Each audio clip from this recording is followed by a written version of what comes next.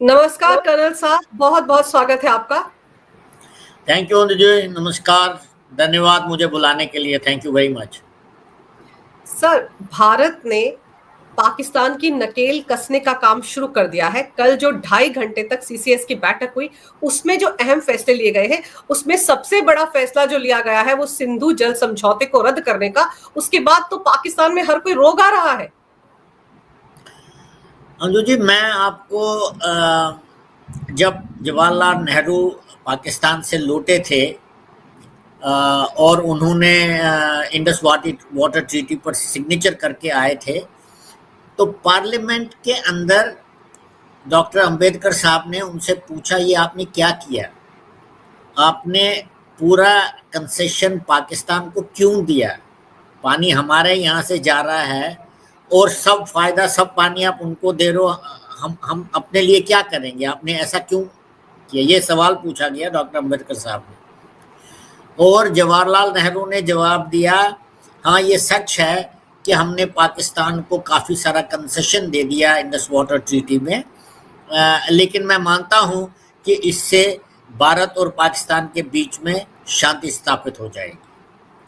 तो ये पहला सेल आउट नहीं था। पहला सेल आउट तो यूनाइटेड नेशन जाना था जब पाकिस्तान ने हमला किया। दूसरा सेल आउट था सीज फायर एक्सेप्ट करना, और ये तीसरा सेल आउट था 5-6 साल के अंदर। तो ये जो कहानी है सेल आउट की, भारत की पाकिस्तान के प्रति जो सेल आउट की पॉलिसी है, वो इसलिए की जा रही थी कि ये लोग जो भी हमारे ऊपर सरकारें हुकूमत कर रही थी, वो समझते थे कि यही एक तरीका है शांति स्थापित करने का। और ये फिलॉसफी जो है मुंबई अटैक तक चली आ रही थी कि आपके ऊपर इतना बड़ा भारी हमला हो गया, जब आपको बताया गया कि आप कोई एक्शन लीजिए, हम तैयार है, एयरफोर्स चीफ का बयान है, लेकिन उन्होंने बोला नहीं। तो आज के जो ये जितने भी मेजर्स हैं, ये सब डिप्लोमेटिक हैं, लेकिन इनसे काफ़ी असर पड़ने वाला है। पहला तो इंडस वाटर ट्रीटी को सस्पेंड कर रहे हैं।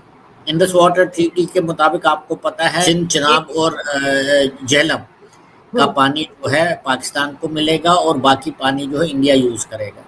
और कई बार कश्मीरी लीडर्स ने ये खुल के बताया हो कि आपने हमारा पानी पाकिस्तान को क्यों दिया। तो अब थोड़ी बहुत, बिकॉज ये एक लीवरेज है हमारे पास, तो पाकिस्तान, भारत ने इसका इस्तेमाल किया है, और इसका असर तो होगा क्योंकि डाउन स्ट्रीम है पाकिस्तान। भारत के मुकाबले सब पानी यहाँ से चला जाता है। मैं आपको एक चीज़ बताना चाहता हूँ कि पार्टीशन से पहले जो पंजाब पाकिस्तान में चला गया, वही पंजाब असली ग्रेन बास्केट था हिंदुस्तान का। वही सब कुछ उठता था, वही पूरे इंडिया को फीड करते थे। लेकिन जब वहाँ से हमारे हिंदू और सिख भाई पलायन कर गए, यहाँ की तरफ आ गए, फिर उनको ईस्ट पंजाब में बहुत मेहनत करनी पड़ी, क्योंकि ब्रिटिश के टाइम में पूरा जो कैनाल सिस्टम था उसका जाल पूरा वेस्ट पंजाब, जो पाकिस्तान के पास पंजाब है, उधर बिछाओ। यहाँ तो कुछ था ही नहीं। ये तो इंडिपेंडेंस के बाद से हमारे खासकर सिख पेजेंट्री ने बहुत मेहनत करके कैनाल्स बनाई, पानी को अपनी धरती को सींचा, और फिर वहाँ से आपको पता है एक टाइम था जब पूरा पंजाब जो है भारत को फीड कर रहा था। तो बहुत मेहनत से ये बना है। इसके बावजूद कि पानी सारा हमेशा इंडस वाटर ट्रीटी के बेसिस पर पाकिस्तान को दे रहे थे। अब पाकिस्तान की समस्या तो हो गई पैदा। और आपको एक और चीज़ मैं बता देता हूँ, पंजाब में 90% लैंड जो है वो फौज के पास है। They are the custodians and owners of huge chunks of land. और सबसे बड़ी प्रॉब्लम तो उनकी होगी, तभी वो रोने लगे अभी, क्योंकि पंजाब में ही सबसे ज़्यादा, पंजाब इज़ द सबसे पॉपुलेटेड एरिया है पाकिस्तान का, और सबसे ज़्यादा पैदावार वही होती है क्योंकि सबसे ज़्यादा पानी वही है। एंड वहाँ पर यहाँ इंडिया की तरह नहीं है, वहाँ पर बहुत बड़े वो वडेराज जिनको बोलते हैं, thousands of acres of land, and they have thousands of slavery kind of people working on their lands। और काफ़ी सारा लैंड जो है, क्योंकि पाकिस्तान आर्मी एक हुक्मरान आर्मी रही है, they have been ruling Pakistan with a heavy hand. तो large chunks of land belong to Pakistan army. तो मेरे ख्याल से ये उनके ऊपर थोड़ी बहुत अक्ल आनी शुरू हो जाएगी। सर, तो ये जो मुनीर अभी 4 दिन पहले कह रहा था ना कि कश्मीर तो हमारे गले की नस है, हमारी नस्ल अलग है, हिंदू अलग है, हमारे काम करने के तरीके अलग हैं, पूजा करने के तरीके अलग हैं, संस्कृति अलग है। अब समझ में आएगा ना मुनीर को, क्योंकि वो भी तो पाक आर्मी का चीफ है, उसकी भी तो बहुत सारी जमीन होगी इस इलाके में। देखिए, मैं आपको एक चीज बताता हूँ, मैंने पाकिस्तान को स्टडी किया है थोड़ा बहुत, ज़्यादा नहीं, लेकिन मैंने ऐसा लेक्चर जो है एक ऐसी जगह जो जहाँ पर ये नहीं बोलना चाहिए था, क्योंकि ये पाकिस्तान एनआरआई, जैसे हमारे नॉन रेजिडेंट इंडियंस होते, नॉन रेजिडेंट पाकिस्तानीज थे और उनको फॉरेन डायरेक्ट इन्वेस्टमेंट के लिए उन्होंने बुलाया था। पाकिस्तान की इकोनॉमिक हालत तो आपको पता ही है क्या है, उनको बुलाया था। वहाँ पर ऐसी बात करने का कोई मौका ही नहीं था। और कम्बैट ड्रेस में है वो, ऐसा नहीं है कि वो नॉर्मल सूट शर्ट में, कम्बैट ड्रेस में है, जो पाकिस्तान की हिस्ट्री के बारे में बता रहे हैं। और ये भी, अब चलो वो आपने बताया, लेकिन आपने हिंदुओं का नाम लिया, कश्मीर का शाहरग बताया, वो तो हर पाकिस्तानी तो यही बोलता है शाहरग है हमारी, मुशर्रफ भी बोलता था, अयूब ने भी यही बोला, ज़ियाउल हक ने भी ये, लेकिन इसका जो ये भाषण था बहुत जहरीला था, बहुत वेनमस था। और मैं तो कल से जब जहाँ पर भी मुझे बोलने को बताया गया, मैंने बिल्कुल स्पष्ट ये बताया कि ये जो पहलगाम का जो हमला था, ये इसकी बिल्कुल तार जो है आसिफ मुनीर के लेक्चर के साथ जुड़ी है, क्योंकि अल्टीमेटली तो पाकिस्तान आर्मी चीफ ही आईएसआई को कंट्रोल करता है और आईएसआई फिर आतंकवादियों को कंट्रोल करता है। तो ये डायरेक्टली उसके साथ है। हिंदुओं को मार पड़ी, पूछ कर हिंदुओं को मारा गया, उनकी पहचान पहले एस्टैब्लिश करके फिर मारा गया। और कश्मीर शाहरग है, कश्मीर में हुआ। और ऐसा किया कि जो भारत के अंदर जो एक वातावरण बन रहा आजकल, वक्त एक्ट बनने के बाद कम्युनल टेंशन है और all these things are there, तो इसमें थोड़ी बहुत चिंगारी जो जली हुई है उसमें और एक स्फोटक सामग्री डालने का इसने काम किया है। सर, और जैसे सीसीएस के इस फैसले का ऐलान हुआ, वो जो चौधरी फवाद है, पाकिस्तान का मिनिस्टर हुआ करता था, बड़ी शान के साथ पाकिस्तान की नेशनल असेंबली में खड़े होकर उसने कहा था कि पुलवामा हमने करवाया है। अब वो रोग आ रहा है कि मोदी सरकार ऐसा नहीं कर सकती, किसानों का नुकसान हो जाएगा। देखो, समस्या क्या है, 4 जंग हुए हमारे बीच और हमने हमेशा दरिया दिली दिखाई। पाकिस्तान तो हर युद्ध वो हार गया। ये अलग बात है कि वो अपने बच्चों को पढ़ाने के हम ही नहीं जीते सब। खैर वो झूठ पर ही देश पूरा झूठ पर ही बेस्ड है वो। एनीवे, पॉइंट ये है कि 4 युद्ध तो वो हार गया जो कन्वेंशनल युद्ध थे। जो पिछले 35 साल से आतंकवाद कश्मीर में फैला, जम्मू कश्मीर स्टेट में फैला हुआ है, उसमें भी कोई इनको खास कामयाबी नहीं हुई, क्योंकि कश्मीर तो बना नहीं पाकिस्तान, बल्कि वहाँ पर तो अब अमन व अमान वापस आ रहा है, पीस इज रिटर्निंग देयर। तो ये जंग भी उन्होंने हारी है। लेकिन वो अपने देशवासियों को क्या बोलेंगे? मैं मानता हूँ कि अगर वहाँ पर एक प्रॉपर डेमोक्रेसी होती तो कुछ हद तक शायद पाकिस्तान के पॉलिटिशियन जो है अपने लोगों को साफ साफ बताते, भैया ये मुमकिन नहीं है, भूल जाओ इसको, आगे बढ़ो, हमारी और भी समस्याएं हैं। लेकिन अगर आपने नोट किया होगा, हमेशा जब पाकिस्तान और इंडिया के बीच में कोई बातचीत शुरू होने वाली होती है या खुशगवार मामला एटमॉस्फेयर शुरू हो जाता है, peace looks like it is coming back, immediately उस टाइम पर पाकिस्तान आर्मी कुछ गड़बड़ कर लेती है। और सब कुछ पाकिस्तान आर्मी के ही हाथ में है, क्योंकि पाकिस्तान का जब पार्टीशन हुआ था और उसके बाद जब पार्टीशन हुआ था तो जब रिसोर्सेज बांटे गए थे पाकिस्तान और इंडिया के बीच में, उसमें सबसे बड़ा ताकतवर इंस्टीट्यूशन जो पाकिस्तान को मिला वो था पाकिस्तान आर्मी। और फिर उन्होंने मार्शल लॉ करके उस इंस्टीट्यूशन को और भी स्ट्रेंथ दी है। जिस वजह से पाकिस्तान आर्मी जो चाहे कर सकती है। आपको मालूम है करगिल पाकिस्तान आर्मी ने किया था, और फिर वो टेप इंडिया ने प्रोड्यूस किया जब मुशर्रफ चाइना में थे, और फिर सबको पता चला कि ये तो नवाज शरीफ को तो एंड में बताया गया। यही बात 47-48 वॉर की भी थी, जिन्ना को भी एंड में बताया गया। जिन्ना ने बोला मैंने सुना ही नहीं, आप क्या बोल रहे हो, आप जो कर मर्जी है कर लो। तो पाकिस्तान आर्मी ही इसका जिम्मेदार है। और मैं आज भी दिन भर जब भी मैं कहीं टीवी चैनल में गया, मैंने ये स्पष्ट किया कि भाई जब तक पाकिस्तान आर्मी को चोट नहीं पहुंचती तब तक वो ये कश्मीर में का बाकी जगह पर भी ये हरकत वायलेंट एक्शंस वो लेते रहेंगे। क्योंकि हमने सिर्फ 2 बार एक्ट किया है, एक तो सर्जिकल स्ट्राइक उरी के बाद, और फिर पुलवामा अटैक के बाद बालाकोट।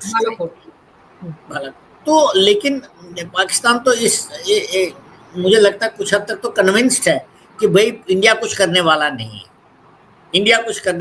है, तो हम वो थ्रेशोल्ड क्रॉस नहीं करते। 10, 15, 20 को मारेंगे, 40, 50 को मारेंगे तो वो चलेगा, इंडिया एक्सेप्ट करेगी। और भारत के अगेंस्ट जब भी कोई ऐसी बड़ी कार्रवाई होती है ना, जो पाकिस्तान में रेडिकल इस्लामिस्ट एलिमेंट है, और radical Islamist element is created sustained by Pakistan army, वो खुश हो जाता है। और रेडिकल एलिमेंट ही वहां पर एजेंडा सेट करता है, तो वो खुश हो जाते हैं। अगले 2 महीने में पाकिस्तान खुशी से निकलता है। उनको ये चिंता नहीं है कि तहरीक तालिबान पाकिस्तान के ऊपर हमला कर रहा है, या तालिबान उनकी बॉर्डर्स को तहस नहस कर रहा, बॉर्डर पोस्ट को। उनको इस चीज की चिंता नहीं है। भारत को नुकसान पहुंचना चाहिए, भारत में खून बहना चाहिए, उससे जो उनको सुकून मिलता है कि जो हिंदू का खून बह रहा है, तो उसने बोल ही दिया मुनीर ने, हिंदू हमारा कुछ आपस में मिलता जुलता नहीं है। तो ये अब जो अभी फॉरेन सेक्रेटरी साहब ने अनाउंस किए, इंडस वाटर ट्रीटी का किया, उनके पाकिस्तान के जितने लोग हैं यहाँ पर उनके वीज़ाज कैंसिल हो गए, 48 आवर्स में उनको जाना है वापस। तो हमारे डिप्लोमेटिक स्टाफ जो पाकिस्तान के अंदर है उसको ड्रास्टिकली रिड्यूस कर दिया। मेरे ख्याल से 70 थे, अभी 30 के करीब आ जाएंगे। मिलिट्री, एयरफोर्स एंड नेवल अटैची और उनका पूरा स्टाफ वापस आ रहा है। अटारी और वाघा बॉर्डर भी बंद कर दिए गए। अटारी बॉर्डर बंद हो गया है। सो मैं समझता हूँ कि इससे हमारा तो कोई नुकसान होगा नहीं, पाकिस्तान का ही नुकसान होगा। और आहिस्ता आहिस्ता जब उनके दिल में ये बात चली जाएगी कि नुकसान हमारा हो रहा है, मैं मानता हूँ कि वो घुटनों पर नहीं आएंगे जब तक कोई आप मिलिट्री एक्शन करेंगे। लेकिन to start with, I think these are very good measures that government of India has taken. Sir, जहाँ पर 80% पानी इस ट्रीटी के तहत उनको मिल रहा था, अगर वो बंद हो जाएगा तब तो कम से कम आम जनता को घुटनों पे आना ही पड़ेगा सर। तब तो उनको समझ में आएगा कि उन्होंने क्या किया भारत के साथ। एब्सोल्यूट, मैं तो यही कह रहा हूँ, आम जनता को छोड़ दीजिए। जो मैंने कहा ना, पंजाब के अंदर ज्यादा से ज्यादा फर्टाइल लैंड पाकिस्तानी फौज के पास है। They will fall on their knees, घुटनों पर बैठेंगे वो, because most of the land belongs to them. और ये पहले करना चाहिए था, लेकिन आपको पता है भारत जो है बड़ा देश है, आहिस्ता आहिस्ता काम करता है। वो चाहता है कि लोगों पर इसका असर न हो। लेकिन अब आप इतनी बड़ी कार्रवाई करेंगे, और वो आपका वो क्या नाम है, कसूरी, मौलाना कसूरी जो है, सैफुल्लाह कसूरी जो मास्टरमाइंड है इस चीज का। देखिए, सैफुल्लाह कसूरी को मैं इतनी अहमियत नहीं देता। वो गुर्गे हैं पाकिस्तान आईएसआई के, और सैफुल्लाह कसूरी अगर 10-12 दिन में अज्ञात वीर उनको खत्म कर देंगे। लेकिन that's not going to resolve the issue.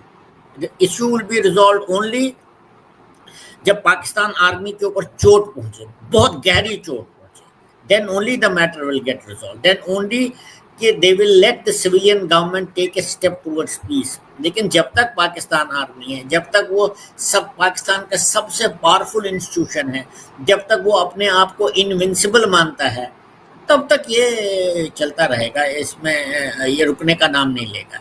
तो इंडिया ने अब ये फैसला करना है कि जब भी आप कोई कार्रवाई करेंगे, और मुझे लगता है कार्रवाई होगी, क्योंकि फॉरेन सेक्रेटरी ने तो कुछ नहीं बोला इसके विषय में, लेकिन डिफेंस मिनिस्टर का बयान बहुत स्पष्ट था और कुछ कार्रवाई तो डेफिनेटली मिलिट्री कार्रवाई तो ज़रूर होगी, जिससे पाकिस्तान के ऊपर ज़रूर कोई ना कोई बड़ी चोट पहुंचाने का काम किया जा रहा है। वो कैसे होगा, कब होगा, किस प्रकार का होगा, will have to wait and सी।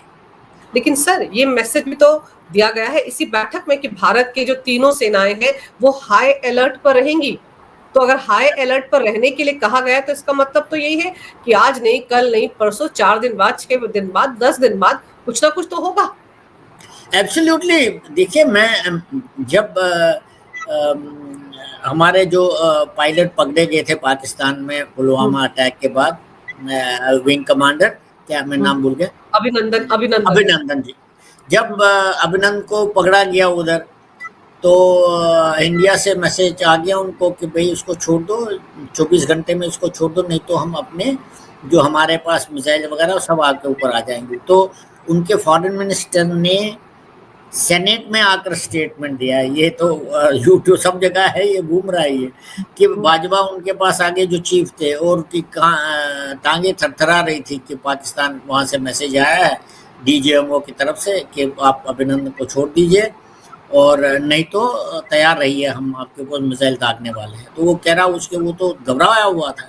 ये तो फॉरेन मिनिस्टर ने सेनेट में ये बयान दिया है।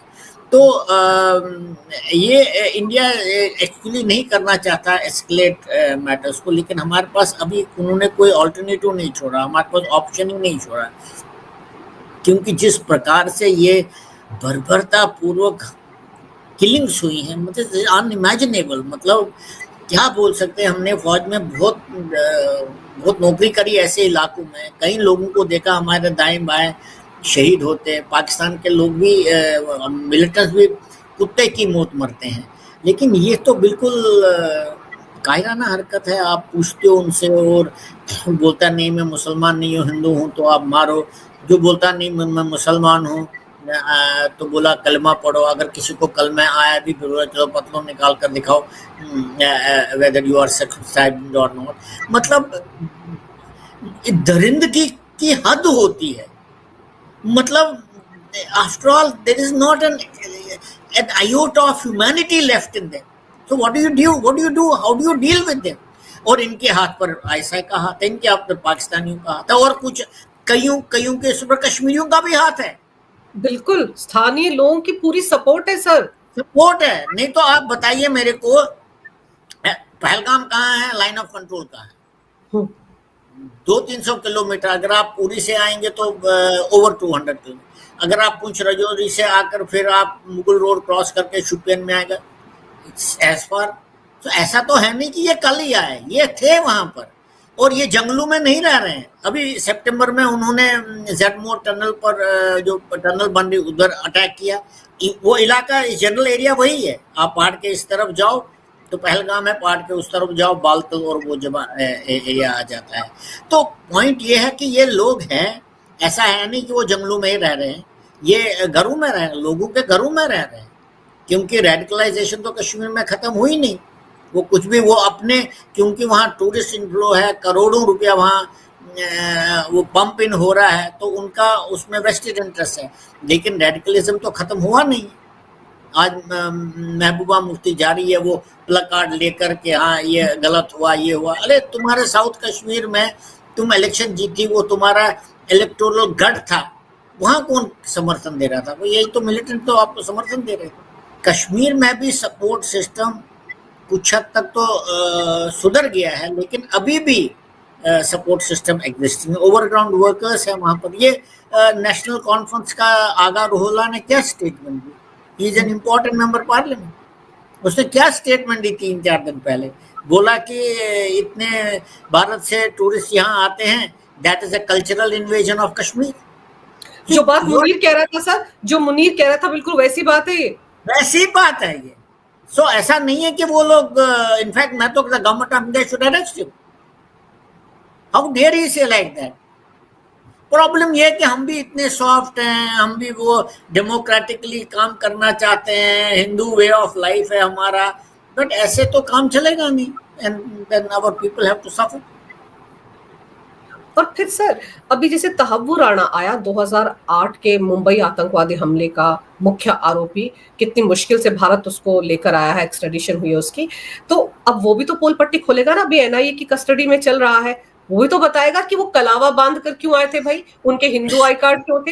ये सारी मैं पोल पट्टी जब खुलेगी सर, तो भारत में बैठे हुए उनके आका भी परेशान है, जिन्होंने क्लीन चिट देने में 1 मिनट नहीं लगाया था पाकिस्तान को। तहावुर राना जो बोलने वाला है, उससे कईयों की नींद ऑलरेडी खो चुके हैं। दे विल नॉट स्लीप, क्योंकि तहावुर राना अब ये जो हिंदू आतंकवाद कैसे बना, इसको किसने प्रोत्साहन दिया, कैसे इसका कंसेप्ट बना, उसके इंडिया का सबसे बड़ा इंफॉर्मेशन चाहिए, वो इसका है। बाकी तो हमें तकरीबन सभी पता है। बिल्कुल। दो चीज हमें चाहिए उससे, एक उनके अलग अलग जगह में कहाँ कहाँ पर सोर्सेज हैं, कहाँ पर उनके स्लीपर सेल्स हैं। वो पुष्कर में है, बेंगलोर में, जहाँ जहाँ पर भी गए 8-10 जगहों पर गए वो, एडली और ये दोनों। तो एक तो वो चाहिए हमें, लेकिन मुझे लगता है सबसे बड़ी जो उनसे हमें इंफॉर्मेशन चाहिए वो इस चीज की चाहिए कि भाई ये हिंदू आतंकवाद का क्या चक्कर था।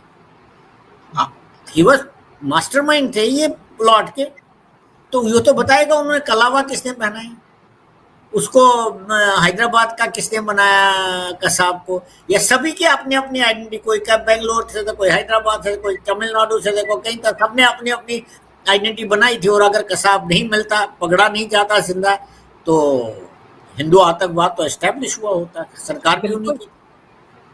तो तहव्वुर राना के आने से इनके रातों की नींद खराब हो गई है ऐसे लोगों की। तो मैं मानता हूं कि Tahawwur Rana is a very very big catch. और जितने भी छोटे मोटे हमारे ऐसे मुद्दे 26/11 के साथ जुड़े हैं, जिनके ऊपर हमें कुछ ज़्यादा पता नहीं है, उनके ऊपर रोशनी डालना अभी तकरीबन तय है। इसमें 6 महीना लगेगा, 8 महीना लगेगा, 1 साल लगेगा, बट रेवलेशन आ जाएंगे। सर, अभी जैसे हम मिलिट्री एक्शन की बात कर रहे हैं, क्योंकि देखिए आतंकवादी अगर घाटी के अंदर है, और वो लॉन्च पैड भी तो है एलओसी के आसपास, बताया जाता है कि पता नहीं 120 के आसपास लॉन्च पैड है, और फिर पीओके में भी 10 के आसपास लॉन्च पैड है, तो उनको तो तबाह करना ही पड़ेगा, उससे तो कोई समझौता कर ही नहीं सकते। क्योंकि अगर भारत ने मिलिट्री एक्शन नहीं लिया सर आतंकवादियों के खिलाफ, तो फिर तो आप उम्मीद करो कि फिर कुछ दिन बाद एक और जगह पर इस तरह के कांड हो सकता है।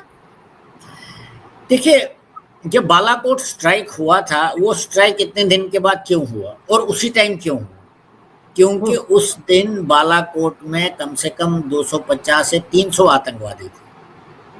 जब बड़ा टारगेट मिला, उन्हें अटैक कर दिया। ये इंफॉर्मेशन ऑलरेडी है, लेकिन ऐसा नहीं है। देखिए, पहले क्या होता है, मेजर ट्रेनिंग कैंप जैसे मुरीद के वगैरह में है, उसके बाद होता है लॉन्च पैड्स, और उसके बाद होता है एक और टर्म है जो बिल्कुल बॉर्डर के पास में होती है, वहां से वो अंदर घुस जाते हैं। तो ये सब पता है। ऐसा नहीं है कि वो हमेशा ही काम करते रहते हैं। अगर 100 ट्रेनिंग सेंटर्स हैं, फॉरवर्ड ट्रेनिंग सेंटर्स है, उसमें से 50 काम करेंगे, 50 बंद हो गए, डिपेंडिंग ऑन कितने आपके पास मदरसों से रेडिकलाइज्ड एलिमेंट आते हैं ट्रेनिंग के लिए। लेकिन ये इंफॉर्मेशन ऑलरेडी पता है।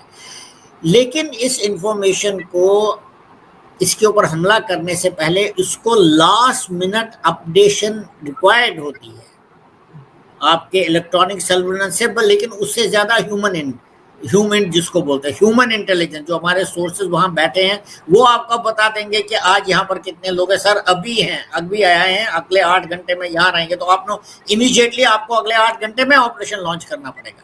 लेकिन ये हम सोच रहे हैं कि लॉन्च पैड पर हमला होगा, ट्रेनिंग कैंप पर हमला होगा। क्या होगा आपको नहीं पता, मेरे को नहीं पता।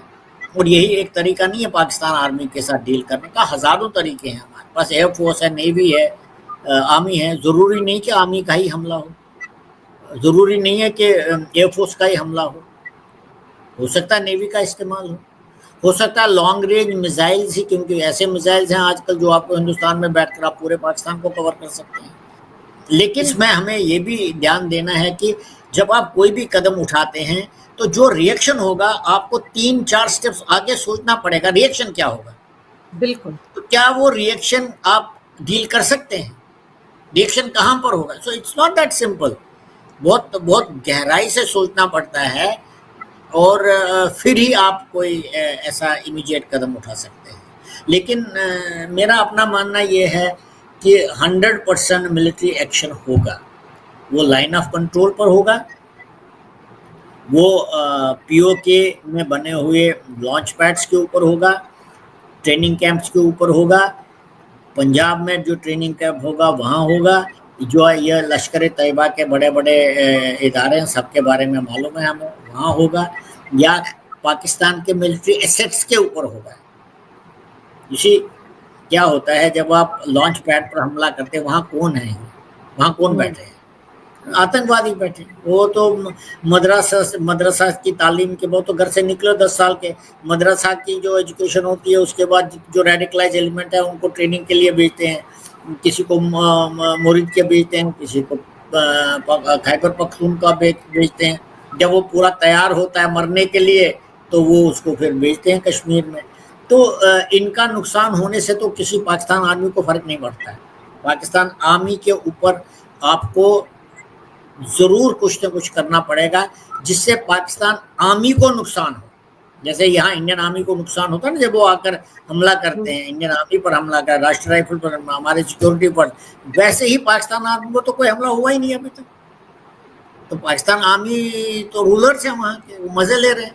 वो जो फैक्ट्री से निकलते हैं, यहाँ तक की फैक्ट्री से निकलते हैं मिलिटेंट्स, वो आ जाते हैं। वो तो घर से जब निकला 10 साल को तो उनके लिए तो पहले ही मर गया। इन एनी केस जब वो मरते हैं वो तो सोचते हैं जिंदगी मरने के बाद ही शुरू हो जाती है, कि वो कहते हैं कि हम तो शहीद हो रहे हैं, सुसाइड स्क्वाड बन रहे हैं। तो के पास जाएंगे sir, they believe it is true. बहुत बहुत ब्रेन वॉशिंग होती है इनके। They think life starts only after death. They truly believe in it. Truly हमने कितनों के साथ डील किया है, they truly believe in it. They not, मतलब ब्रेन वॉश का मतलब क्या है? When you can not let external thoughts enter your mind at all. जब आपके पास जो अंदर है वही आपका दुनिया है, तो it doesn't matter. Pakistan army के पास तो बहुत बड़ी फौज है इसकी, मरते जाओ, कोई लिमिट ही नहीं है उसका। लेकिन सर इस बार लग रहा है कि पाक आर्मी की ही कमर टूटेगी। एक तो ये जो पानी रोका जाएगा इसमें भी उनकी कमर टूटेगी, और दूसरा हमारे डिफेंस मिनिस्टर ने भी साफ साफ कहा है कि जिन्होंने इस आतंकवादी घटना को अंजाम दिया वो तो मारे जाएंगे, लेकिन उनके आका जो पर्दे के पीछे बैठे हैं इस बार वो भी रडार पर आएंगे। तो इसलिए लग रहा है कि सर्जिकल स्ट्राइक जैसा या कोई ना कोई मिलिट्री ऑपरेशन जरूर होगा। वो कब होगा, कैसे होगा, ये तो हमारे डिफेंस के जो एक्सपर्ट है वही जाने। लेकिन देश की जनता उम्मीद कर रही है कि जैसे ये डिप्लोमेटिक स्तर पर एक स्टर्न एक्शन पाकिस्तान के खिलाफ लिया गया है, वैसा ही स्टर्न एक्शन मिलिट्री के तरीके से भी लिया जाए, सर्जिकल स्ट्राइक के तरीके से भी लिया जाए। सर आपने समय निकाला, बहुत ही महत्वपूर्ण जानकारी बड़े विस्तार से मेरे दर्शकों को समझाई। आपका बहुत बहुत धन्यवाद। नमस्कार, जय हिंद। थैंक यू अंजू जी, जय हिंद। आपको बहुत बहुत धन्यवाद मुझे बुलाने के लिए, आपके चैनल पर बहुत बहुत धन्यवाद। थैंक यू, नमस्कार, जय हिंद। नमस्कार, जय हिंद।